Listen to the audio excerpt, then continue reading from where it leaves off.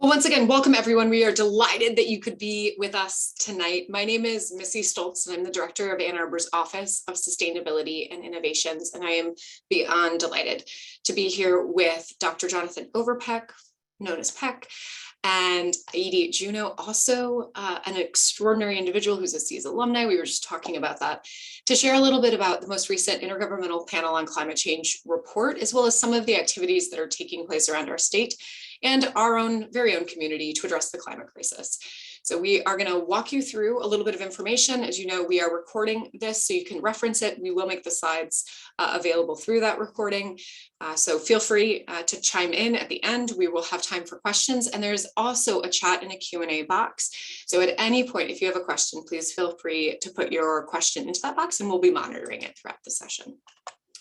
Just to give you a sense of the bike path that will be on our journey tonight, we're going to start with just a little bit of a background, and then we're going to jump in to the findings from the most recent IPCC, or Intergovernmental Panel on Climate Change report. We'll talk a little bit about what's happening locally, being state all the way down to here in Ann Arbor, and then we want to open it up for discussion and Q&A. So that's kind of our bike path, if you will, for the day. We are your three speakers. I'm going to go into the background here in just a second and help moderate the conversation.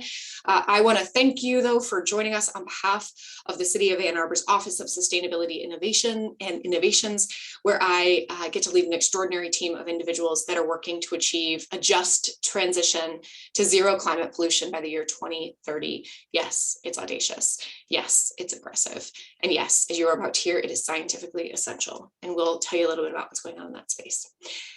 Following that, you get to hear from Dr. Jonathan Overpeck, Peck, and forgive me, my slides are over here, so I'm going to look at his glorious face in both places. Peck is a climate scientist and the dean at the University of Michigan School on Environment and Sustainability.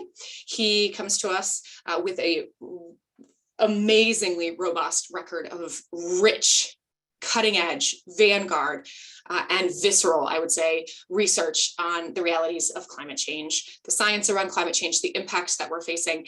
And he is one of the lead authors for the 2007 WGI report and the Working Group 2 report of 2014 of the IPCC. Extraordinary. Also happens to sit on the City of Ann Arbor's Energy Commission. So he's doing global work, great science, and contributing locally. And not to be outdone, we have Edie Juneau, who's with us, also an alumni of SEAS and an energy commissioner. So she too gives of her time to the City of Ann Arbor to help us achieve our goals. So thank you both very much. Edie is a natural climate solutions policy specialist with the National Wildlife Federation here in Ann Arbor. These two individuals have expertise in the IPCC process, either by being authors themselves, reviewers of that process, and are going to share some insight into how the IPCC system works and why this most recent report and the series of reports that have recently come out are so important and critical to grounding the work that we're doing. So to frame that, Peck will talk about this more in a second, but I just want to make sure we sort of have common language as we move into this space. First, you often hear folks in the climate world talk about climate adaptation, climate mitigation. Climate resilience is becoming a lot more popularized, and we want to talk about what those are just to kind of level set. Climate adaptation is about preparing for the impacts of climate change, and not just the potential future impacts, the impacts that are already here. We are already experiencing climate change. So we need to make sure that we're preparing for those impacts, as well as those that are already baked into the climate system. We are going to have impacts due to the emissions we've already produced. So we need to make sure that we're adapting. We also need to make sure that we're mitigating. And in this sense, we're talking about reducing, abating, or all-out avoidance of climate pollution, known as greenhouse gas emissions into the atmosphere. So we need to adapt, we need to mitigate. Another term that's gaining kind of in popularity is climate resilience. And this, the definition that we have here is about the ability of systems to cope with climate change. I'd push on that a little bit and say even more. Resilience is really about being able to bounce forward. It's not about bouncing back, right? Which is what we traditionally think about, but bouncing back implies that there's static behind us, right? That there's something we want to bounce back to. Bouncing forward, making sure that we're able to survive, to thrive in a climate altered future, in a world of different technology, of different economic systems. And so resilience is about making sure that we can kind of keep bouncing forward, that we have the attributes in place to do that, and to make sure that we're doing that in a just and equitable way. And then the last term we want to put forward is the concept of an overshoot. And this is a period of time in which warming exceeds the targets that we're striving for. Overshoot, not good, right? We don't want to overshoot the emissions, the thresholds, the boundaries that our systems have. We don't want to get to tipping points, right? And I often think of a tipping point, the simplest one I think of is a light switch. If you've got a light switch, right? You can push on it and you can push on it and push on it, but at some point when you push, it flips, right? So we want to try to avoid those overshoots in the system. So with that, I'm going to turn it over to Peck to tell you a little bit about the IPCC and the reports that have recently come out in these different areas. Peck, over to you. Thank you, Missy. And it's interesting, given that last slide, that this John Holdren, who's a professor at Harvard and was the science advisor to President Obama, he used to highlight that in his talks, and I'm sure he still does, that we have some choices here. We can adapt to climate change, or we can mitigate to climate change. We can mitigate climate change, or we can just suffer. So that's one more term we have to understand, is suffering. So I want to start by first talking about the IPCC process, and then highlight how you can learn about suffering, because that's not, of course, what we want to do. But we do need to understand what's at stake, and suffering is what's at stake.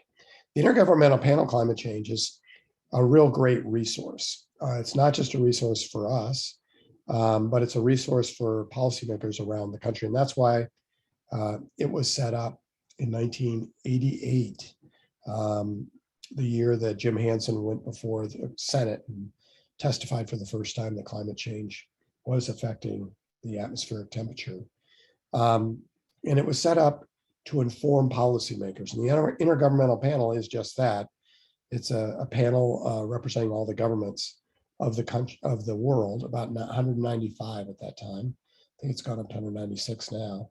And they asked all the scientists of the world who work on issues related to climate change to help them periodically understand the state of the science with respect to the issue. So it's not a research body, and it's not policy prescriptive. It is a body of scientists who are there to inform policymaking.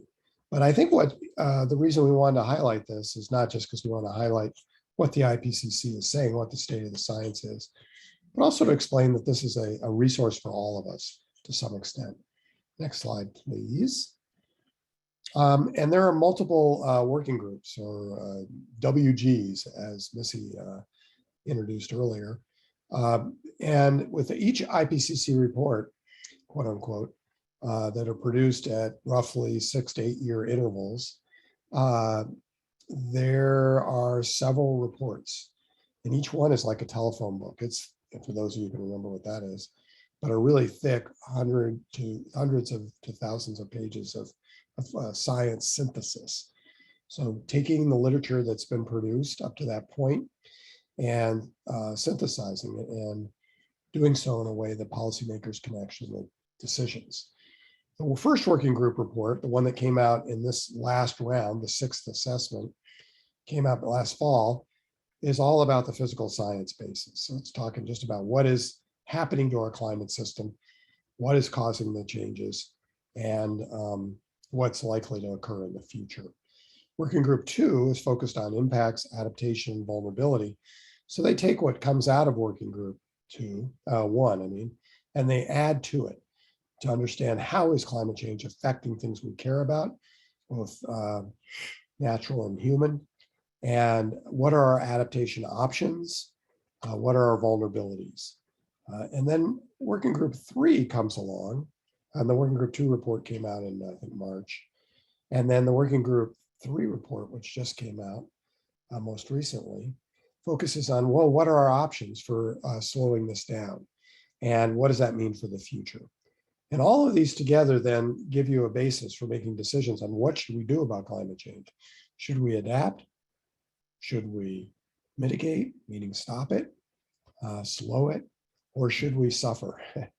And that'll all be synthesized in the last report that usually comes out with one of these cycles, which is going to come out later in the summer. Along the way, they also produce these special reports. So the assessment reports, and then there's special reports. And the special reports tend to zoom in on something. And there were multiple ones in this last cycle. Oceans and cryosphere was one, but the one that got the most attention was focused on the 1.5 degrees C world, and whether or not we could limit climate change to just 1.5 degrees C. We've already warmed the planet up a little over 1 degree C. And so the countries of the world have agreed in the Paris Agreement to try and limit the global warming to 1.5. And now as it's becoming clear that 1.5 is probably not achievable, to at least limit to 2 degrees C. Right now, all the countries of the world have made commitments to the, because of the Paris Agreement, to reduce their emissions. And if we all met our commitments, we would come in under 2 degrees C. But unfortunately, we're not meeting our commitments. And that's why it's so important for communities like Ann Arbor and the state of Michigan to work harder. Next slide, please. This just shows the timeline. The first report came out in 1990, the second report in 95, third report in 2001. I started in that. My experience with the IPCC started with the third report. I helped lead the fourth report. That's the report that for the first time said that warming of the atmosphere due to humans was unequivocal, meaning we really know what's happening due to humans. And then along the way, we started to really get secure in our understanding of all these other changes that have been caused by humans. And so we're just getting more and more confident. And as we get more and more confident, we in understanding the causes, that means we have better and better models as well, and we can project into the future. What's interesting is that the people who are projecting global climate change, particularly global temperature change, way back in the 80s, we're already projecting pretty accurately what we have managed to pull off up to the present day. But there are a lot of smaller nuances here in terms of the extremes and other impacts, sea level rise, things like that, that we weren't simulating so well, decades ago, that we now are simulating with a lot of precision. Latest findings, let's go through a little of those. I'm not going to go through the nitty-gritty details, but we do want to highlight that one of the things that came out as the Working Group 1, the Fiscal Basis Report, got published in the fall. It is a report that was founded, the whole IPCC was founded by the UN and the World Meteorological Organization. But the UN Secretary General basically summed it up in a pretty compelling way, saying the Working Group 1 report is a code red for humanity. In other words, climate change is happening, it's due to humans, it's here, and it's bad. And one of the things that we started to realize as climate scientists, I'm a physical climate scientist, and was that although we got the global temperature change pretty much dead on decades ago, and indeed we understood the global change, the global warming problem a century ago, we didn't get all the details right, and the details are actually piling up a lot faster and worse than we thought they would be by this time. And that means that the climate system is more sensitive to these greenhouse gas emissions in many ways than we thought way back when. It's unequivocal that humans are affecting not just the atmospheric temperature, but the temperature of the ocean and the land, and having a lot of other widespread and rapid changes in the whole system that are affecting humans. So when you get to the Working Group 2 report, next slide, please. Whoops.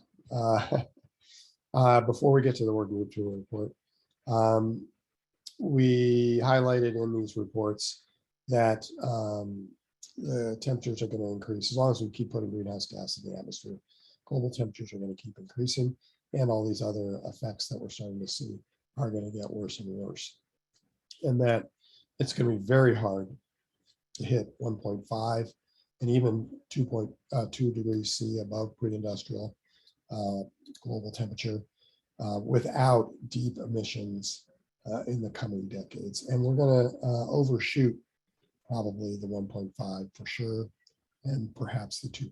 And because what we meant by overshooting, as we already talked about, is we'll have to go above 2 degrees and bring it back down. And that means we're going to cause impacts that in some cases are irreversible as we do that. One of the things that's really clear now, it was clear in the beginning, but we're really talking about it much more clearly now, it's based on a lot more scientific evidence, is that not everyone on the planet's getting impacted equally. And a lot of communities are being disproportionately impacted. And these tend to be the more vulnerable, the least affluent, and in many ways, the communities that are contributing the least are getting the biggest impacts. And that's something that the Working Group 2 report wanted to highlight in big, huge, bold text. Next. So we've talked about overshoot. Many systems, human and natural systems, will be affected. They already are being affected dramatically, some in an irreversible way, the way I talked. For example, global coral reefs are getting hammered already. And so we're unlikely to be able to stop that and on human timescales. And so there's going to be massive changes in the food chains of the oceans because these corals are being essentially killed, bleached, and destroyed by warming ocean temperatures. And that, by the way, is due to the fact that the oceans are taking up most of the heat that we're trapping in the atmosphere is being absorbed by the ocean. So more than 90% of the heat that we've trapped with our greenhouse gases has been absorbed by the oceans. And that's really causing great havoc in the oceans, along with acidification of the oceans. And of course, we can make it a lot worse, but it's already having some profound impacts. Next, please. Okay, emissions are continuing to increase across all sectors, a little slower than in the past, but nonetheless not nearly slow enough to stop this problem. One of the good news stories, though, is how our, oh, is this where you're going to take over, Edie? I think you're going to take over here. This is Working Group 3. That's okay. She was actually involved in Working Group 3, whereas I was not. Well, thanks for getting it started for me, Beck. Yeah, so just as a little bit of background, I, through my work at an NGO, was able to serve as a peer reviewer on these reports. So I got to interact with the draft of Working Group 3, both in 2021 and again this year before its release. So yeah, I'd love to walk through a little bit of this. And you know, this report really did emphasize that the need for rapid, deep, and immediate cuts is here, and it's kind of a now or never moment. As Peck mentioned, you know, we're seeing these increases across all sectors, although the rate has fallen a little bit. So it was growing by about 2.1% per year in the decade of 2000 to 2009, and has fallen to 1.3. We're seeing really great cuts in technology costs, so solar costs and lithium battery costs have fallen by about 85%, and wind has fallen by about 55%. And this has allowed for uptake of technology to kind of exceed expectations in some cases.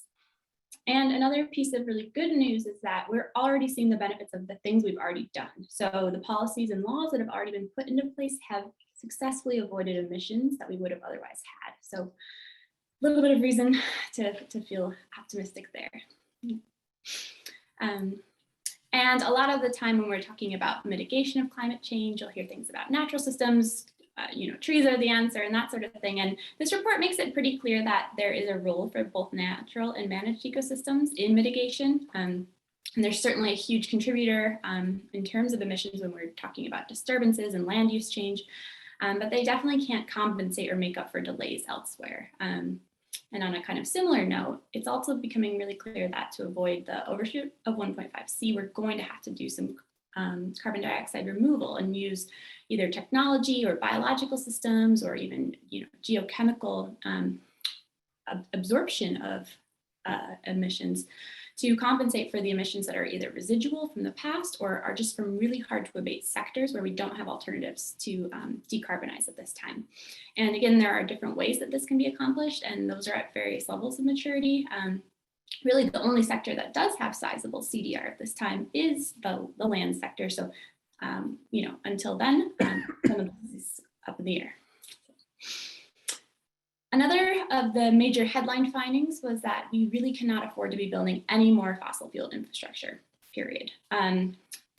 Period asterisk, without emissions abatement or carbon capture technology on it. So everything that's planned and in existence already kind of puts us at our limit, and anything that's additional from here on out is just really adding to our risk.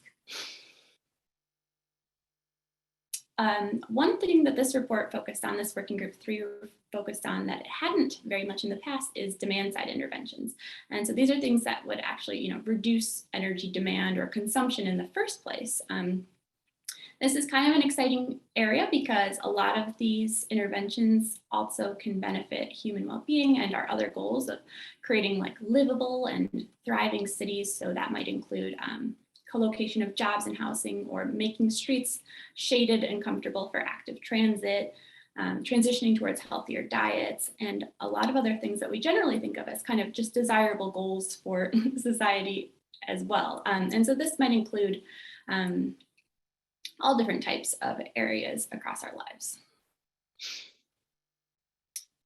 And what we can kind of surmise from that is that our individual choices do matter, and sometimes it can feel a little bit like nothing does, right? But this is not in a vacuum at the same time. And the larger social, cultural, economic, and political context also really matters here. So without that enabling environment, it's going to be really hard to actually, follow through with these demand side interventions or allow individuals to take those, to make those choices that reduce their emissions. In other words, it just really requires both motivation to change, but also the capacity to change. And as you can imagine, when there's a lot of inequity or disparities, or you don't have the socioeconomic means to do these sorts of things, it's going to be really hard. So equitable societies are necessary to have that motivation and capacity for change.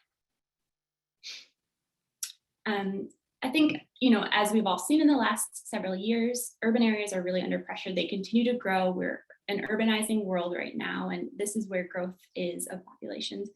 And yet at the same time, these are also increasingly responsible for emissions, in general. So as cities continue to try to adapt and mitigate, they're going to have to find ways to, do these things at the same time and very urgently. So it's a lot of pressure on cities right now. They need to quickly adapt and quickly mitigate their future emissions. But luckily for cities, they also have a really unique opportunity. Urban systems are connected, and between city governments, local governments, and the various stakeholders like universities, they can really take sweeping actions across sectors that can't quite as easily be done at the state or federal government level. So they have this opportunity to transform in a really dramatic way. And some of the main ways that they can accomplish this are by reducing the actual consumption of energy and materials in the first place, by increasing their electrification, and by enhancing their carbon uptake and storage in the urban areas themselves, whether that's in buildings or in their natural ecosystems. But it's also very clear from this report that there's just no way that cities are going to be able to reach net zero if they're not also addressing the emissions that are beyond their borders. So, cities are kind of net consumers. They consume more than they produce. A lot of their emissions are actually indirect emissions that are kind of on other areas of the economy, but these also need to be kind of figured in if they really want to reach true net zero. The last thing to highlight from the report on cities as well is the potential of urban blue and green infrastructure. So blue infrastructure is that relates to aquatic systems or helps us to manage and deal with water. Green infrastructure is those systems that also can help to deal with water, but they're often involving plants living, terrestrial plants. So this includes street trees, it includes green roofs, green walls, rain gardens, bioswales, and all of these things together can help us to reduce emissions and reduce energy use. This can be by, providing shade that reduces demand for air conditioning, and that reduces, air pollution even in the city as folks are using less energy. And it often also provides really great co-benefits. There's so much evidence, not detailed in the report too much, but so much evidence that these green areas are great for our health, our mental health and well-being. And so a lot of promise here. And you can kind of see in the picture there, that's Senator Debbie Stabenow with a photo of some planned green infrastructure in Detroit, which might be helpful to deal with some of the extreme and devastating flooding that they've been having there.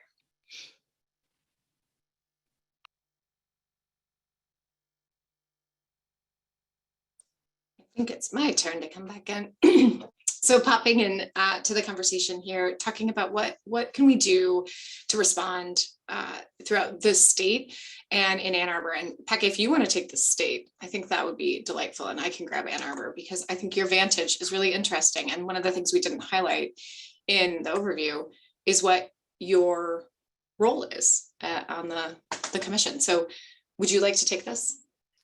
Sure. So I'm on the Governor's Climate Solutions Council, and obviously also the Energy Commission in Ann Arbor.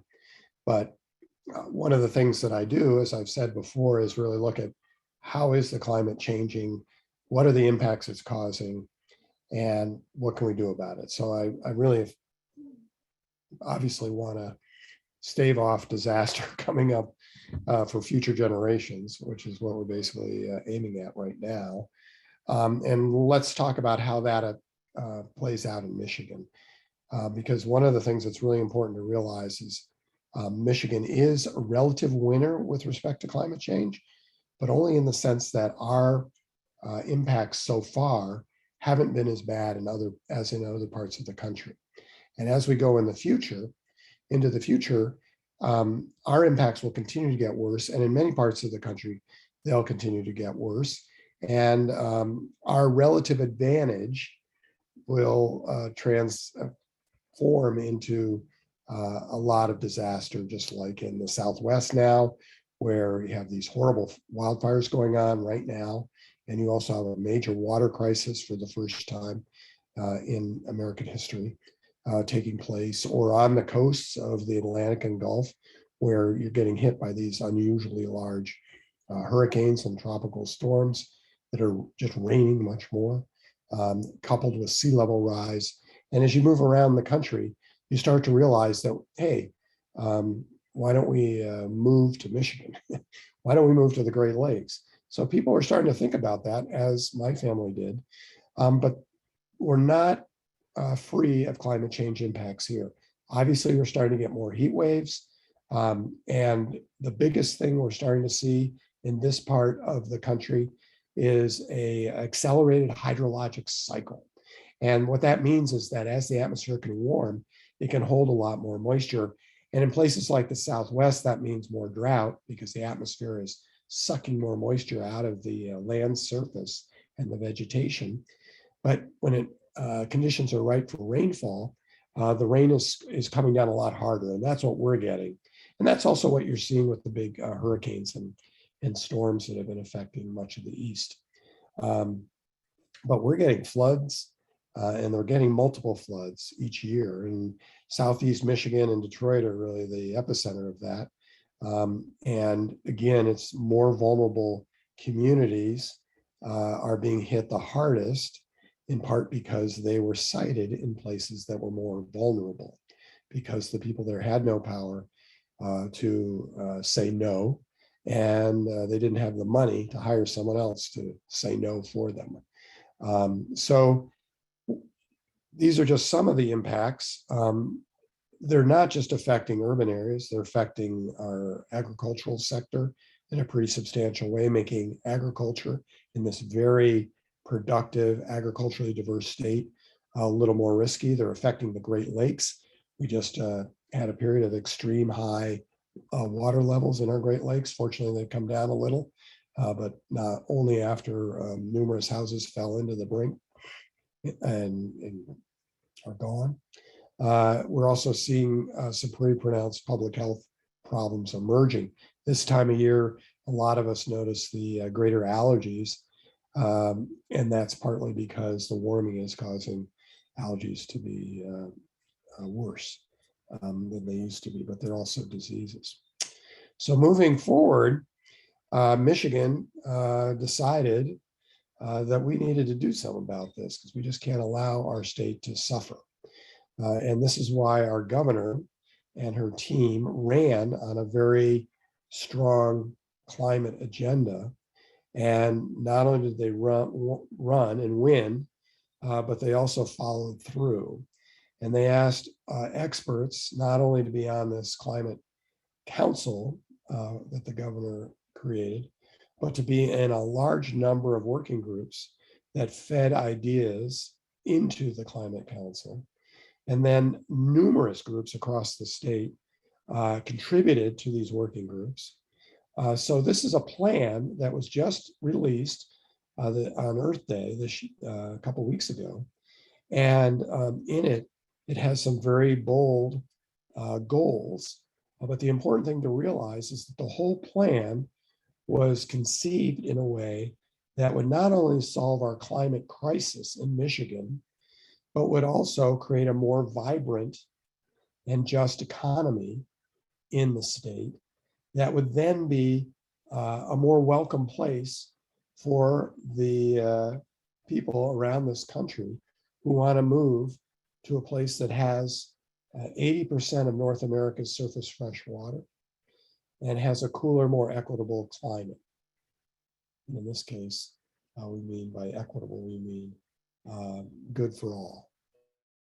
But of course, with this healthy climate plan, one of the things that's really distinct is that it's designed not just for a good economy, but for a good economy that benefits everyone in the state, whether urban or rural, whether rich or poor.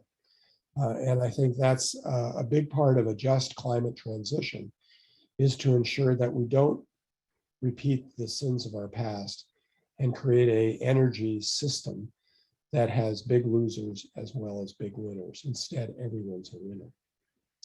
So the idea here is to be and we are one of the 24 states in the nation that has adopted a plan that's as aggressive as this. And of course, you've heard about New York and you've heard about Mass, heard about California, but Michigan aims to be a big winner here. And not just on climate, but again, to be a big winner in helping the entire planet go carbon neutral. And the entire planet is going carbon neutral, slower than it should, but it is moving in that direction. And it's moving in that direction, not just to save climate, but to clean our air and to make things like energy and transportation cheaper for everyone on the planet. Okay, so these things that are listed on the slide, I'm just working down the list, but we also want in Michigan to be energy independent. We don't want a war in Europe to all of a sudden cause our gas prices to go through the roof. We don't want our natural gas prices to be fluctuating wildly as they've done all through history with natural gas. We want to get rid of those problems. And the way to get rid of those problems is to adopt renewable energy and a lot of other clean tech technology. And as I said earlier, it also protects human health, not just from heat waves, not just from the growing diseases that are moving into Michigan. Think of Lyme disease and the ticks, but think of other things that are carried by mosquitoes that we've never had before in Michigan. Think of the allergies, but also think of the air pollution that's killing hundreds, if not thousands of people in Michigan every year because of our bad air pollution that's caused by the same sources, the climate change, burning of fossil fuels. And the last thing is a lot of Michiganders, majority, all political persuasions, really love the environment in Michigan, not just the Great Lakes, but our forests and other ecosystems that we recreate in, that we hunt in, that we fish in, our waters, as well as our land and our vegetation. And this plan is designed not just to keep them from getting more impacted negatively, but to actually make them thrive even more than ever before and be available for future generation of Michiganders. So here are some of the goals in this plan, and they're very audacious. They're not as audacious as Ann Arbor. Missy has led Ann Arbor to an incredibly audacious plan, but it's one as a relatively wealthy community, Ann Arbor can probably pull off. The state is more diverse. It's a bigger, bigger set of problems, bigger set of opportunities too, but it's going to take a little longer to reach carbon neutrality. Our goal, as well as these 23 other states that I mentioned, is to be carbon neutral by 2050 or earlier. Hopefully we will be carbon neutral earlier, but it will be no later than 2050, and we'll be carbon negative after that time. And that's important. Remember the overshoot that I talked about and that we've talked about. We want to not only get us to carbon neutrality, but we want to start bringing CO2, the really sort of nastiest of our greenhouse gases, the one that's produced by the burning of fossil fuels. We want to bring that one down in the atmosphere. And the only way to do that is to go carbon negative, meaning have forests and agricultural practices sucking that CO2 out of the atmosphere. We don't want to just wait until 2050 to see this goal. It's really important to see goals earlier than this. And we want to be 60% renewable energy, electricity, by 2030. And we also want to ensure that there's absolutely no coal being burned any longer. Coal is the real nasty greenhouse gas producer. Natural gas and the burning of petroleum is right behind it. But we want to get rid of all our coal by 2030. We want to have a lot of electric vehicles on the road.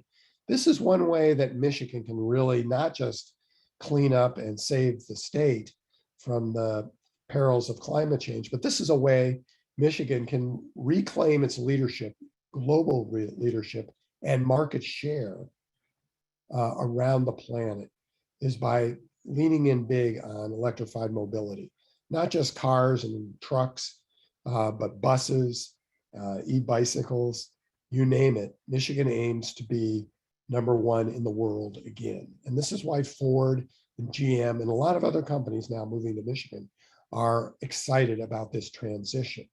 But it's not as simple as just producing the vehicles. We have to install the renewable energy to power the electricity, to produce the electricity that will be powering this mobility. We have to build the charging infrastructure, the grid infrastructure that will allow all this to happen.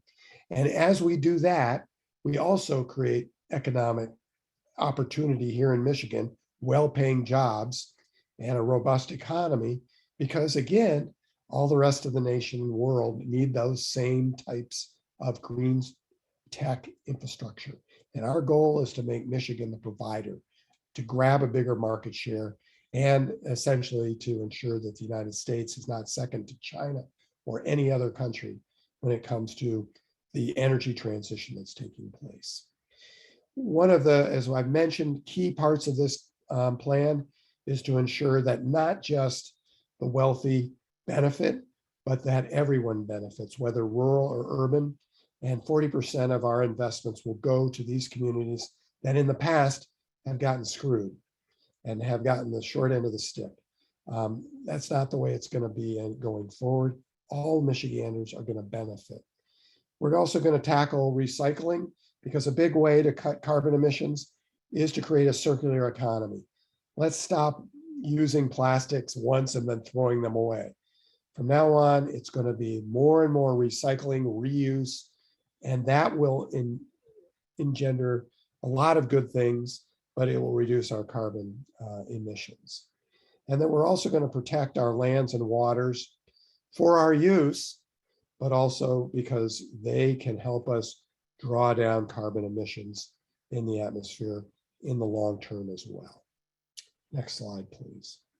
There are a lot of great things in this plan, and we should have put the URL up here, but just Google My Healthy Climate Plan, and you'll find it on the web. And again, I already mentioned how many people contributed to this. It was thousands of Michiganders all sorts of groups, universities, businesses, consultants, NGOs, communities, citizens, all put ideas into the mix and produce what I think is one of the best state plans that exists in our nation. And it's one of the ones that will have the most benefits for the most people. So now what happens? Edie threw this in and said, you better answer this question, Pac. And it really is all up to us as Michiganders. Ann Arbor is going to try and show the way a moderate-sized city can decarbonize and decarbonize much faster. The University of Michigan and a lot of other actors are going to be in Detroit, trying to show how an even bigger city can decarbonize. The citizens in Grand Rapids and Traverse City are doing the same thing. And gradually, we just see, I was just in Royal Oak in Oakland County. They're going to go after this. And I think what we all have to do is start sharing ideas and sharing passion to get this job done. Because in the end, we'll save money. Electrified mobility over the life cycle of a vehicle is cheaper than your internal combustion vehicle. You'll save money and save the climate. The same thing's true with electrification of our power system. We save the climate, we get less air pollution, and we get cheaper electric bills. Battery infrastructure going down. This are all the things that Edie was talking about are going to make this a win-win-win for us. And that's why we all have to start working on it. Again, the Michigan plan is really going to emphasize what not only saves our skin in Michigan, but provides this, creates this really robust economy and allows us to grow market share globally. But it's also really going to focus on how do we make it environmentally just. And again, this is going to take a lot of innovation and ideas. And just as the Michiganders as a group came together to create this plan, we all have to do our parts. And there's going to be a lot of convening, and you have to keep an eye out to see where you can plug in your skills, because it's not just academic. This is where people who have been making a living all will be able to have ideas that will help us make a living in the future with less carbon emissions. So that's my big pitch. Get the plan. You'll see a lot of cool ideas in there. And I can guarantee you, as a leader at the University of Michigan, really interested in doing this, the University of Michigan is committed to carbon neutrality. Missy Stoltz helped us come up with that plan. And part of that idea is to figure out innovations that will be available for all of Michigan. And it's every university and college in this great state are going to do the same thing. Businesses are going to do the same thing. A lot of our biggest businesses are committed to carbon neutrality already. A lot of our communities, as I said, are looking for innovations on how to do this. And that's really the key to success. Everybody chipping in with great ideas and making it happen. So with that, I will cede the floor. And let's hear what Missy's going to do in this incredibly audacious Ann Arbor plan. And again, I don't think it's just Missy.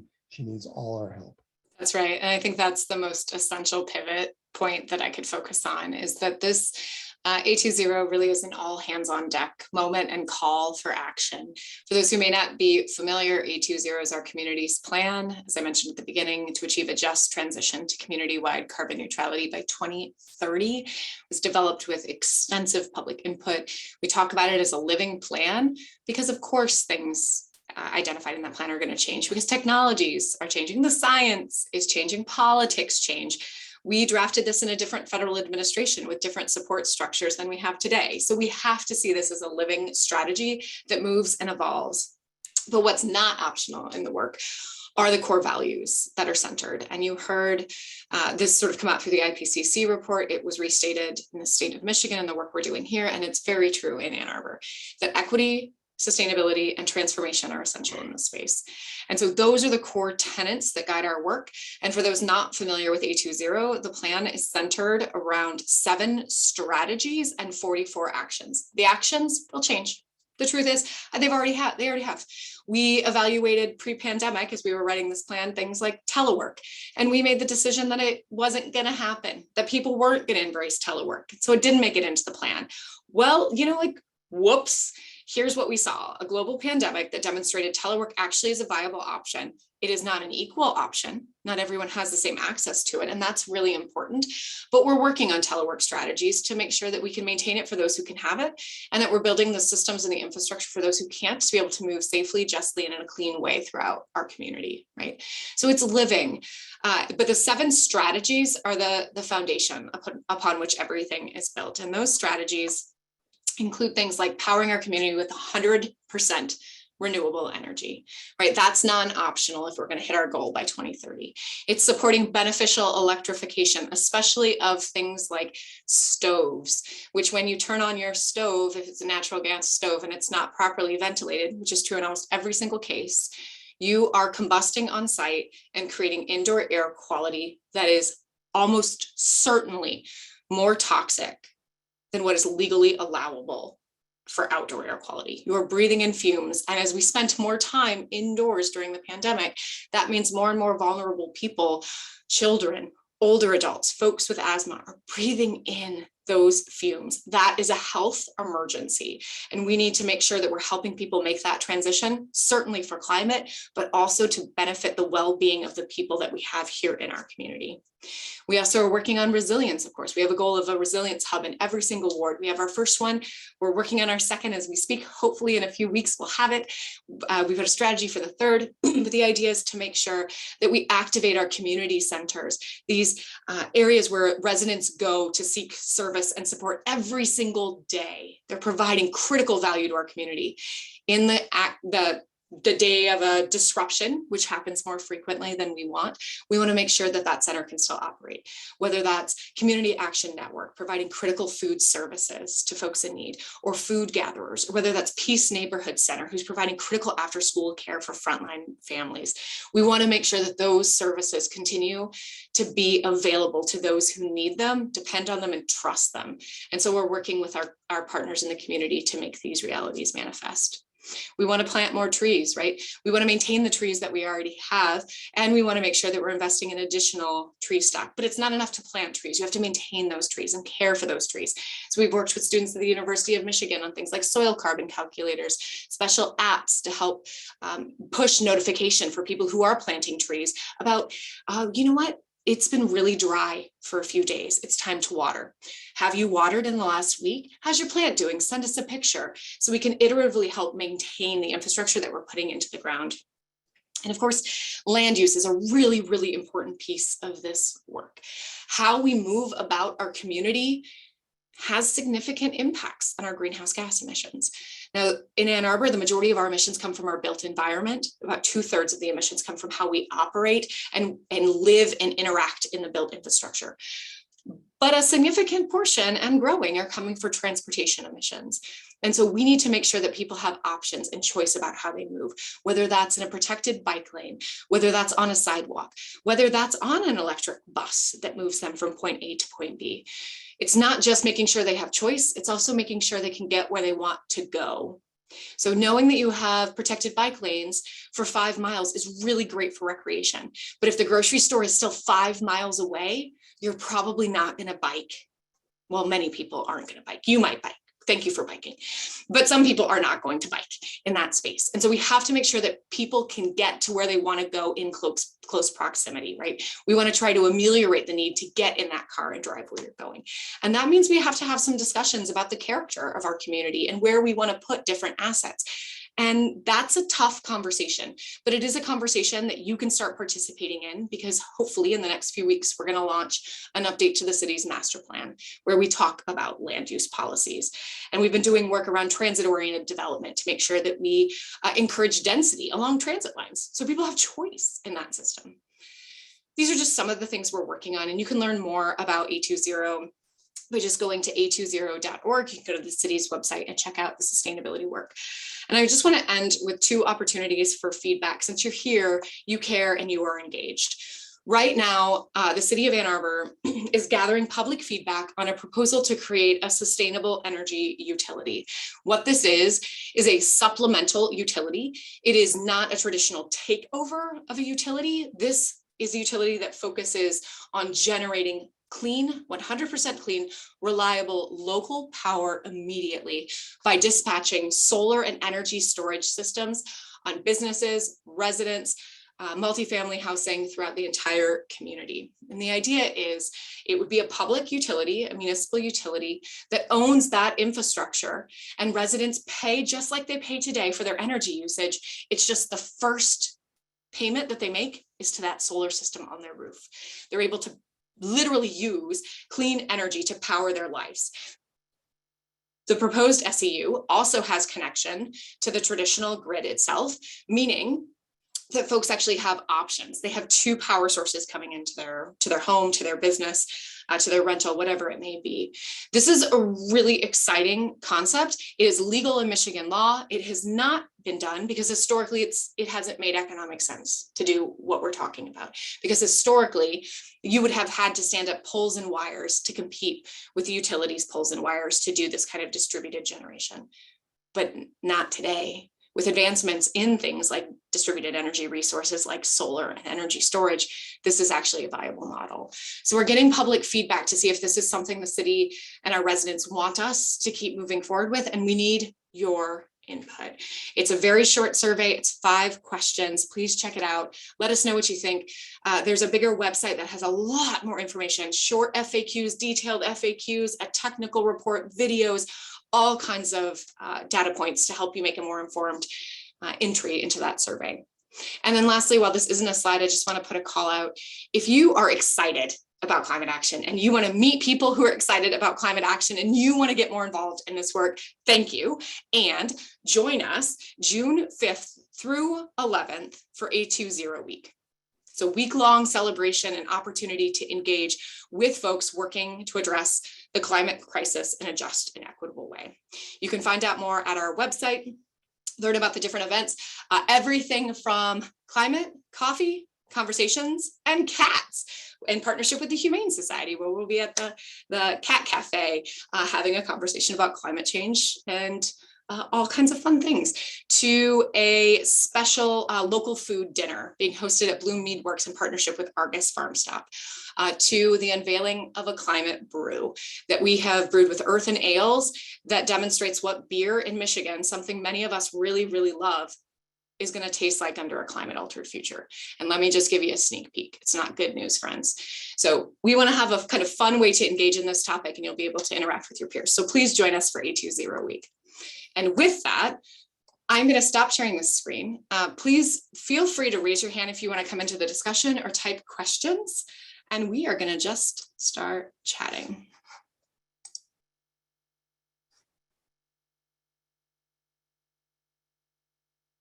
I want to know if dogs are allowed to participate in our Absolutely. A20 week.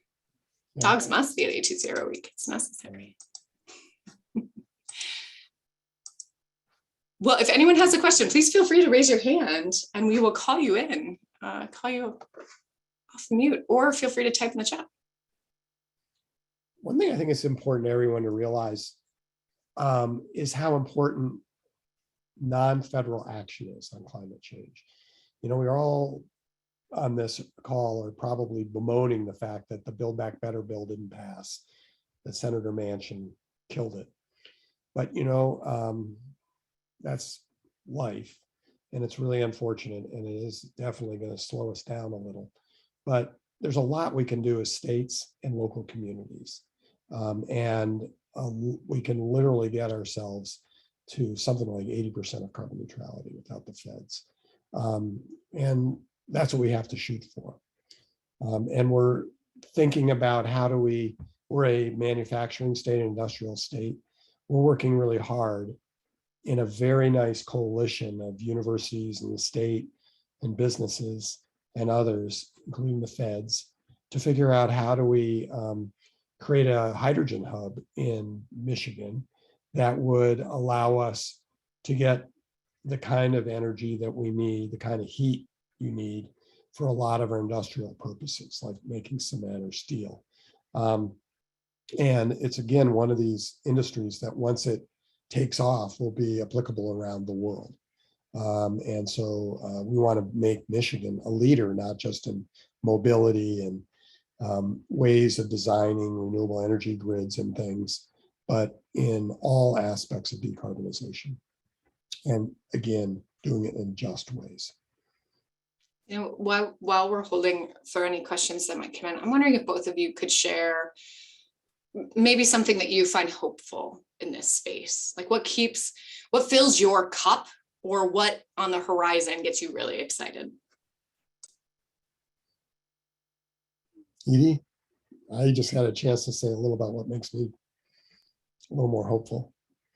Yeah, definitely.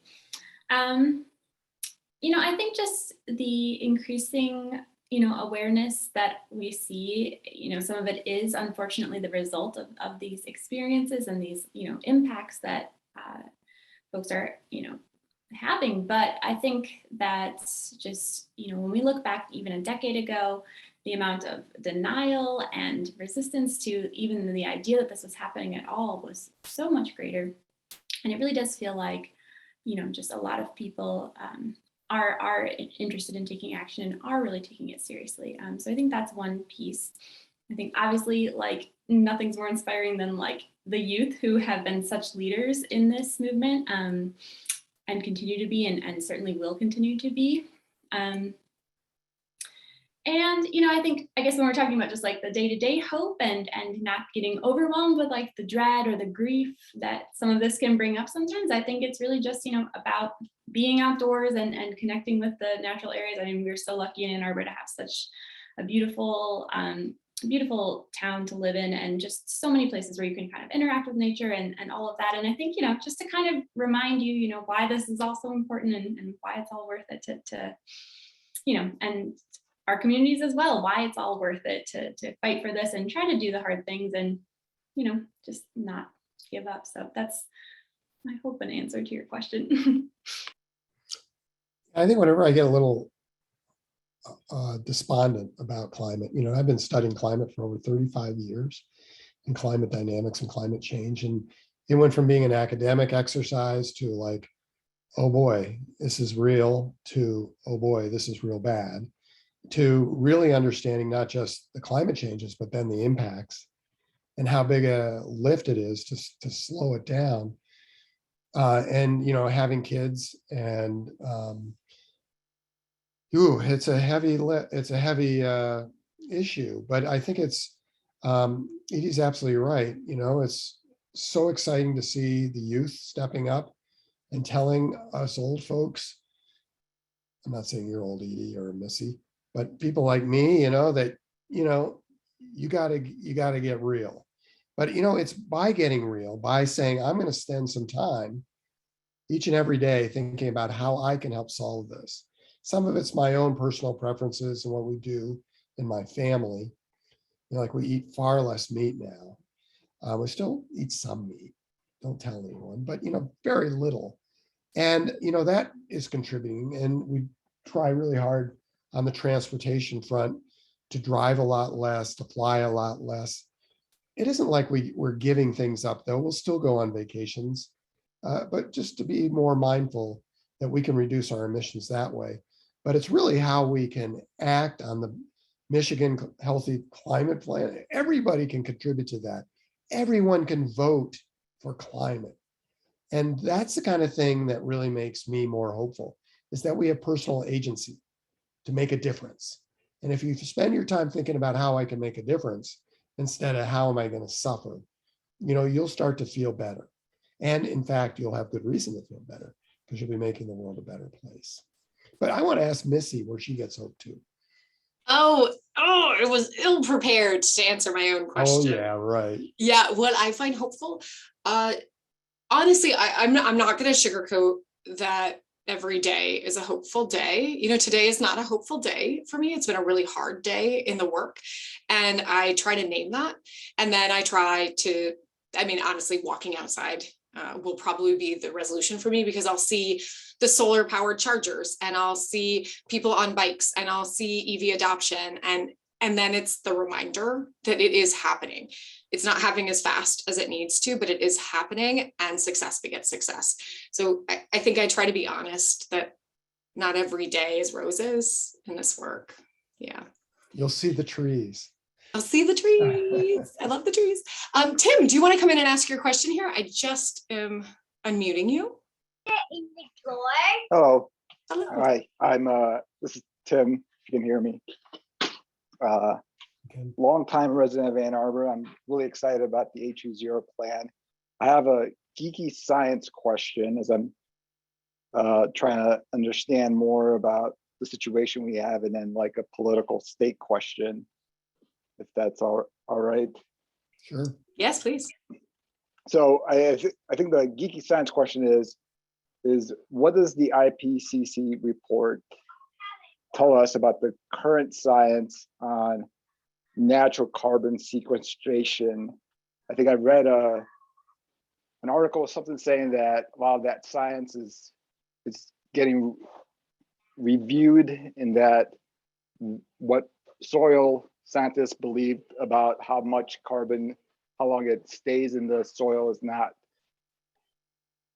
the models for that aren't as accurate as they could be, and whether or not, you know, for any of the negative emissions targets that we have in terms of taking more carbon out, does that mean nature-based solutions aren't as ideal and really need to bank on a technology innovation in that department? Or Yeah, can I take that one? I've written papers on this. okay. And I've also tried really hard at the University of Michigan to get behind, and successfully. We've set up a really large new institute that has, one of its goals is to really figure out exactly within the range of what you can do with science, exactly how and best deploy natural carbon sequestration. And you're absolutely right that there's a lot of hype out there. And there's obviously, you can go out and find on the web carbon credits you can buy, where that will go towards tree planting or preserving of forests. But the problem is that at the same time we're thinking about doing that, you got to look out west, and you got to look up in the boreal forest around the Arctic, got to look at the Amazon, got to look at Australia, where incredible amounts of carbon are literally going up in smoke. You know, so it doesn't do you any good to have a forest, like Missy pointed out, to plant trees unless you take care of those trees and guarantee those trees can continue to grow and sequester carbon. And the same thing is true with the soil carbon that you mentioned. When you have some of these big, I lived out west for 30 odd years, when you have the big fires that are occurring out there now, like in New Mexico right now, those fires aren't just burning the trees, they're burning right through the soil. Carbon is pretty hard to destroy with fire, but the carbon is getting destroyed by these fires. They're so hot. And you're leaving just behind the grus, which is the bedrock that's turning into soil. It hasn't yet done that. So we really have to figure out the wildfire problem, but we also have to figure out why are our trees in Michigan dying, because they're too stressed by dryness, and also there are pests and pathogens, disease killing our trees up north. All of this is part of the science that needs to go into figuring out how to use natural ecosystems for carbon sequestration. That's all the bad news. The good news is the science is really getting much better. And our goal is to not only be able to say how to do it in each type of location where we want to try it, but how to estimate what the uncertainties are, how to ensure there are market-based mechanisms to ensure that if we lose carbon in one place unanticipated way, we can regain it in others. It gets really quite sophisticated, but in the end, we're going to be able to soak up a heck of a lot of carbon. The other thing is it's agricultural soils. We're learning how to do it with agricultural soils, and we're learning how to essentially grow our food and fiber and other things in a much more sustainable way, and in ways that don't require us to deforest more vegetation that is also a carbon sink. And so, for example, when I said I don't eat as much meat, that's probably the best thing you can do if you want to enhance natural carbon sinks, because that means less rainforest will get deforested. And all the carbon that's in that forest can be converted into that CO2 in the atmosphere. So it's not like we can just sit back and plant trees. Like Ann Arbor, we have to be able to manage those forests. We have to get more science, use the science we have to ensure that when we sequester carbon, that carbon stays in the soil. We could get a lot more into it because you're obviously reading some cool things.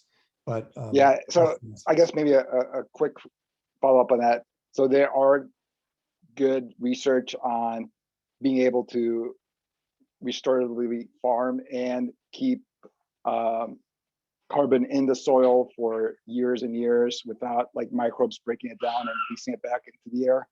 Yeah, absolutely. Even at the University of Michigan and Seas, my own school, we have soil experts who are really getting into the microbiome. So really looking at the genetics of the soil organisms. And there are some that really do a good job of breaking down carbon, and there are others that do a good job of preserving carbon. And so we can get pretty sophisticated in the end. We will in literally farming carbon, not just in agricultural soils, but in natural system soils as well. And some of the biggest experiments, I hope, will take place in Ann Arbor and in Michigan, so that not only will we be doing this in ways that can be deployed globally, but we'll be doing this in ways that help us in the city and in the state go carbon neutral. Can you drop like maybe a link to your department that has more information on that? Because I don't want to take more time on that, but that seems really interesting. I'll put it in the chat. Awesome. Perfect. Thanks, Tim. Thanks for coming in too. I think you helped us stimulate some conversation, so we really appreciate it. We've got a few questions in the chat, and you know what? I'm going to throw this out to anyone. If we were to get federal legislation enacted, acknowledging that might be wishful per this person, what sorts of legislation do you believe will help the state and city achieve the mitigation goals? Specifically, would any of you care to comment on carbon fee and dividend?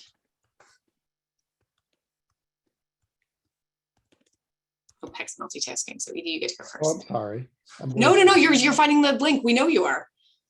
I'm not, but I'm doing something. Hopefully, you just should have just said yes, and we would have believed you. I mean, no, but then I'd have to find a link. I don't want to get off of this thing and find a link. But what I do want to do is give Tim a way to find this information. Did you want me to talk about something else? Well, Edie, do you want to take federal legislation? And if you would like to specifically address carbon fee and dividend, feel free to. Yeah. I think I'm sure that Peck will have, having had the My Healthy Climate Plan experience, will have more to say on the general enabling environment for the state as a whole. I mean, I do think that, certainly there are lots of things that could be supportive of some of the goals that we have. For instance, I know there's a recently introduced bill that would provide a lot of funding to municipalities to not only, plant trees, but also maintain them for several years, and would also target some of the funding toward historically redlined areas. So there's all sorts of things that are coming out right now that would kind of, reinforce our goals and support our infrastructure. Again, I'll let Peck comment on what is probably most needed for the state or local energy transition. And in terms of carbon fee and dividend, I won't opine too much on that. I think that whatever we do there, it'll just be important to, make sure we have a lot of diverse opinions and views taken into account. I know that some of these things do bring up a lot of issues of, when we're doing carbon trading or carbon pricing, how it is impacting affected communities, and is there pay to pollute considerations, all that sort of thing. So I'll just kind of leave it at that, but let Peck, toss it to Peck and Missy at this point. On the carbon fee and dividend, it's a very, I think, a smart way of thinking about a carbon tax or price on carbon. If we just go back to the previous conversation we were having about soil carbon and natural carbon sinks, I am a big fan of having carbon markets, a price on carbon. The problem right now is that the price of carbon tends to be too low to have the impact we want. So for example, We have a lot of folks interested in the Western wildfire problem and how can we sequester carbon, more carbon in soils? How can we farm carbon, basically, carbon sequestration? And that would be helped a great deal if there was a price on carbon, because you could think of it this way. In the West, there's a lot of communities where there used to be timber industries, there used to be other extractive oil and gas and mineral extractive industries. Ranching was big in the West. It's not as big as it used to be. And so these rural communities have really been hit hard by these economic transitions away from these economies that no longer make sense. There are no more trees, or the trees can't give you the money, or we have to, literally are running out of things that can be exploited. And so if we could start building new economies around carbon sequestration and healthy forests provide more than just a carbon sink. They also provide better water supplies, recreation, hunting and fishing. They do a lot of things for communities and people that each, that generate a possibility of revenue. And so we have to start thinking about it in that way. And it's the same thing with the agricultural soils.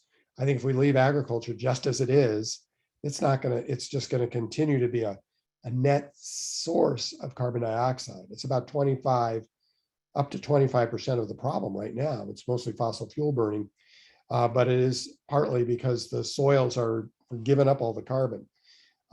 We need to have a price on carbon. We need to, instead of paying farmers to do, ethanol, for example, or this and that, we could still pay the farmers and give them the subsidies they've been getting.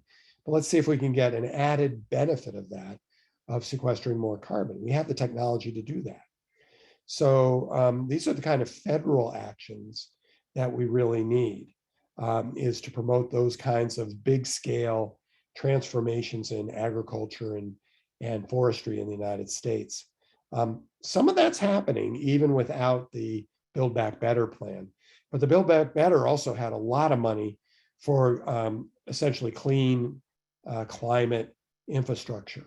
And it also had a lot of money for Justice 40, meaning 40% of the money being spent on climate and water and other climate related things would go to these currently marginalized communities that have gotten the short end of the stick in the past, to bring them up to the same level of climate benefit that the rest of us are getting. And also that means accelerating the things related to mobility that would make the United States a stronger competitor with China for capturing the global market in things like mobility, but also things like wind turbines and solar and all these other technologies, batteries. And that's what we really needed, because even though some of these, the prices on all these technologies are dropping really fast, like Edie said, there's still places where the federal government can subsidize industries the way China does and the way Europe subsidizes their industries. If we're going to be competitive in this global transition, we have to subsidize our industries too. And that was in the Build Back Better plan. That's a federal action that was really needed. So I'm sort of losing track and I don't want to talk forever, but those are a couple aspects of that really good question. That's great. We have a question in chat. I'm going to grab because it's Ann Arbor specific. And then there's a question I'm going to open to all of you for your thoughts. I'm going to kind of expand it a little bit. The question that we have in the chat is, what is the situation with EV chargers at apartment complexes around Ann Arbor? I do not live in one, but I've read that many, or most such complexes around the country do not have EV charging stations by policy. If such chargers are not found in every complex in Ann Arbor, can a law be passed to require it? good question. So I'm not 100% sure about the question about a law being passed because it's private property. And so we often have challenges. What is true is we have an EV readiness ordinance in the city of Ann Arbor, which requires any new development and any major renovation has to install EV. They have to be EV ready. And there's a parking table that determines how many of those parking spots have to be EV ready, EV capable, or fully EV installed. So it's sort of like, it's like from this point forward, we will be addressing that. The question is existing infrastructure. And I'm not sure about the question about regulating it, but what I can say is right now, the Office of Sustainability and Innovations has a call out for anyone who does reside in a multifamily unit, whether that's a condo association, homeowner association, apartment complex, because we are looking to actually do some demonstrations of EV charging in multifamily units. So we've been talking to different collaborators. We might have some funding resources. We've got some partners lined up, and we want to move forward and really understand how do we best support charging in that kind of environment where there is inherently a split incentive. So if you know of anyone that is interested, please come and talk to myself or Simi Barr in our office, who's actually managing that project. So we're acutely aware of it, and we're trying to figure out how we can overcome that. Now, the bigger question, not bigger question, different question that I just kind of want to expand. In the chat, it's actually, should we be promoting more dense housing in Ann Arbor to fight climate change? But I'm gonna say outside of just Ann Arbor, should we be promoting more dense housing as a strategy to address climate change, sort of period? And I will absolutely chime in, but I'd like to open the floor for your thoughts as well. Well, I can just speak to what the report, what the AR6, the working group 3, so this mitigation chapter says on this topic. And it did find that overall, more dense urban areas can reduce emissions. A lot of it is, by reducing the commuting distance and other such things, just making it so that you have to use less energy throughout your day. I think we also have to think too, as cities that are not dense and continue to expand outward, what are the trade-offs there with the natural areas? We've been talking so much on this discussion about the value of these intact ecosystems. And yeah, as we continue to expand, are we losing not only their carbon sequestration capacity, but again, their climate resilience capacity that they offer to capture that stormwater and prevent these flash floods and so many other things, right? So there's the actual, emissions piece, but I think there's a lot here about climate resilience and kind of the type of city that we want to have to consider too, when we're thinking about a very sprawling place versus a more densely built place. That's a good answer. There's a real tension out there between doing what is sort of optimal from a climate point of view and doing what's optimal from a broader view. And one of the things we all have to realize is that we're not about creating a world that is in many ways less optimal for us and our enjoyment just to solve climate. What we want to do is we want to find climate solutions that allow us to have cake and eat it too in many respects. For sure, we need to have a densification. It's a much more efficient way to live and save, and we're not wasting as much money on energy if we do it right. And it's a more just way to move forward. But at the same time, we don't want to, like, I eat less meat doesn't mean I want to tell everyone else to eat less meat by passing some law. I want everyone to realize that there's incentives that they benefit from by eating less meat, and that we're all in this together. But there will always be some people that are just going to have more meat, I suppose. And we can figure out ways to go carbon neutral and to save the planet and still have cows. This idea that we're going to ban burgers and dairy products and things is just a hoax made up by the fossil fuel industry and their spokespeople. But what we really do need to do wherever we can is take serious the idea that the world would be a much better place in many ways if we don't overpopulate it with these animals.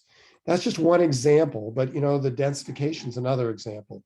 Some people want to have a little more room to live and want to have a yard, want to play croquet, want to have a little more privacy. they should still be able to do that, just as some people are still going to have a second home on the lake, or something like that. This isn't about taking things away from people. This is about making life for us and future generations more sustainable and equally enjoyable.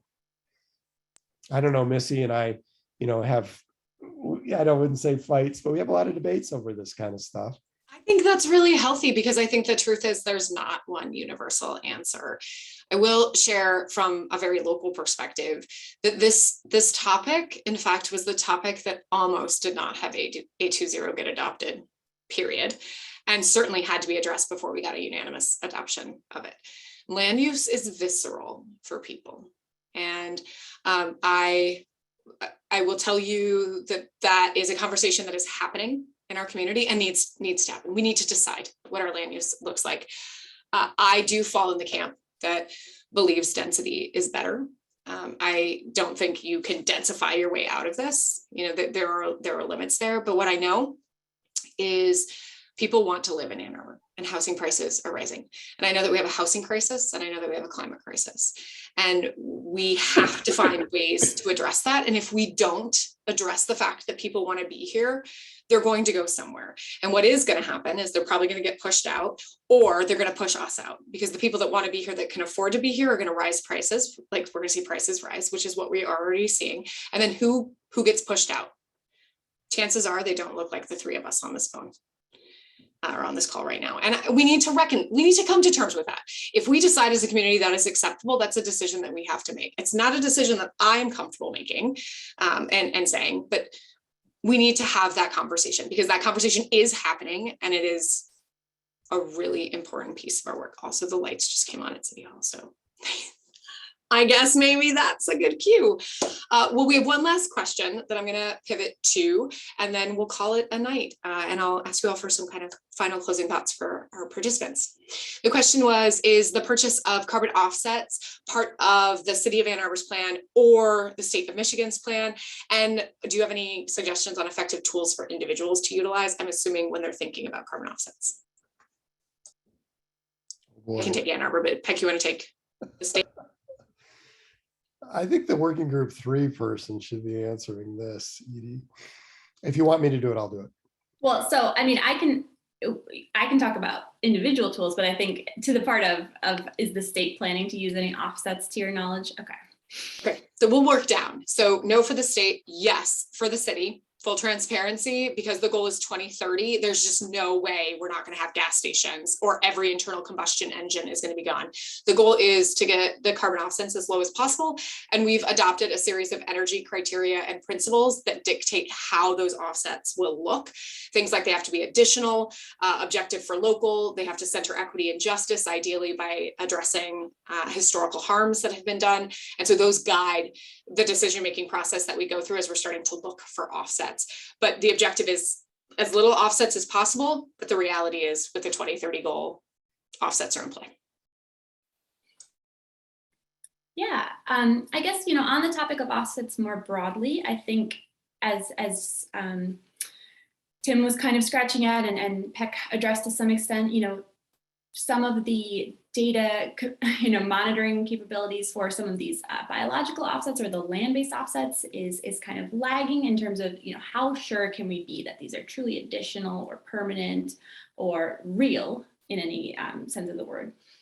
So, when it comes to offsets, I think that is very much a market that's in development right now and is, working out some kinks. So, that might not be my first pick. I think in terms of what the Working Group 3 report said, again, we talked a lot about those kind of demand side measures and the ways that we can kind of reduce our own consumption. But I think it also talked a lot about how important, either innovating groups and even just, social, social norms and all of that stuff can be. So, I don't think we should underestimate the impact that we can have on our neighbors, colleagues, and all that sort of thing. So I guess that's just one action. Obviously, please get in touch with your legislator. Please talk to the people that are elected to represent you, because they do care. And especially if you pick up the pen or the phone yourself. I guess the other thing I'd say too is, if you're kind of looking for something along the lines of an offset, I think one promising area, this was not something in the report and not something I've done a ton of digging on, but there are NGOs and other organizations that allow you to kind of donate to and fund renewable energy development in other countries and other places. So I think that's an option too of, really cost-effective way to support like clean energy growth around the world. So just one more exciting idea, but. And Edie, I think you sort of teed this up, the quote on the screen. So do you want to maybe bring us home? Can you see it? Okay, great. You want to bring us home? Yeah, happy to do so. So yeah, I think it's important to end this, with some optimism. And I think, again, the youth leaders who are in this movement are one of my inspirations, but this is Vanessa Nakate, and she says, we need to continue to hold leaders accountable for their actions. We cannot keep quiet about climate injustice, and your actions matter. No action is too small to make a difference. No voice is too small to make a difference. So let us keep faith for a future, for the world we have not yet seen, but the world we can imagine. What a perfect way to take us out. Thank you all so much for joining us, Peck, Edie. Thank you for the work that you do every single day and for sparing 90 minutes to talk to us about the importance of climate action. I, for one, am just so thankful that folks like you are in this community. Thank you for what you do, for what you give, and what you're going to do to help us all address the climate crisis. And everyone, please check out these resources. We'll be posting this shortly and get involved. We look forward to seeing you in the community and to achieving our goals, because there really is no planet B. Thanks, everybody. Thank you all. Thank you, Missy.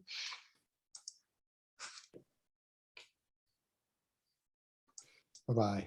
I'm going to close it down. Goodbye.